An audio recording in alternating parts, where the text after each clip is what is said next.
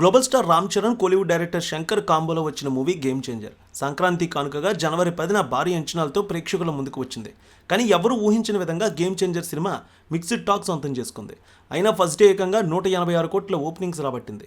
ఆ తర్వాత రోజు నుంచి క్రమంగా వసూళ్లు యావరేజ్గానే వస్తూ ఉన్నాయి. ఈ సినిమా 33 రోజుల కలెక్షన్స్ ఏ విధంగా ఉన్నాయి?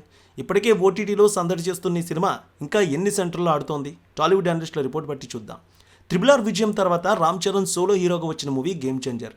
రామ్ చరణ్ హీరోగా, కీరా అద్వానీ, అంజలి హీరోయిన్గా స్టార్ డైరెక్టర్ శంకర్ తెరకెక్కించిన సినిమా ఇది.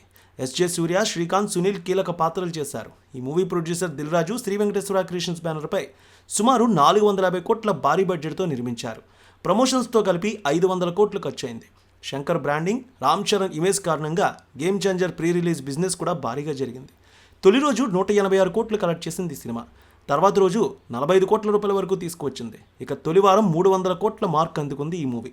10వ రోజు సుమారు ఈ సినిమా 7 కోట్ల రూపాయల వరకు తీసుకువచ్చింది. ఇక 14 రోజులకి ఈ సినిమా 5 కోట్ల రూపాయల వరకు తీసుకొస్తే 20వ రోజు 3.5 కోట్ల వరకు తీసుకువచ్చి రికార్డు క్రియేట్ చేసింది. 21వ రోజు నుంచి ₹1 కోటి మేర కలెక్షన్స్ నమోదు చేసింది. 25 రోజుకి దాదాపు 45 లక్షల వసూళ్లు వచ్చాయి. ఇక 32వ రోజు 17 లక్షలు, 33వ రోజు 15 లక్షల మేర కలెక్షన్స్ నమోదు చేసింది. 7వ తేదీ నుంచి ఓటీటీలో సందడి చేస్తుంది ఈ సినిమా. అక్కడ కూడా మంచి పేరు పొందింది. మొత్తంగా 600 కోట్ల వసూళ్ల మార్క్ సాధించింది ఇప్పటివరకు. తమిళ, హిందీ మార్కెట్లో బాగానే వసూళ్లు వస్తూ ఉన్నాయి. మిక్స్డ్ టాక్ సొంతం చేసుకున్న రామ్ చరణ్ తన చరిష్మా అయితే చూపిస్తూ ఉన్నారు. ఈ సినిమాలో తండ్రి కొడుకులుగా రామ్ నందన్, అప్పన్న పాత్రలో రామ్ చరణ్ అదరగొట్టారు.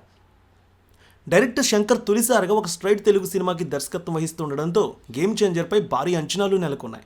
తన గత సినిమాలు అంచనాలను అందుకోలేకపోవడంతో ఈసారి అన్ని జాగ్రత్తలు తీసుకుని గేమ్ చేంజర్ తెరకెక్కించారు. రామ్ చరణ్ 3 కోణాల్లో సాగే పాత్రలో తెరపై కనిపించారు.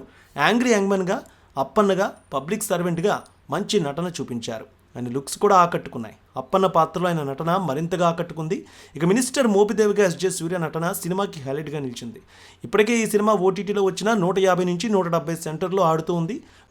మరో 40 సెంటర్లో రోజుకి 2 షోలు కూడా పడుతున్న పరిస్థితి. ఇప్పటికే తండేలు, పట్టుదల సినిమాలు వచ్చాయి.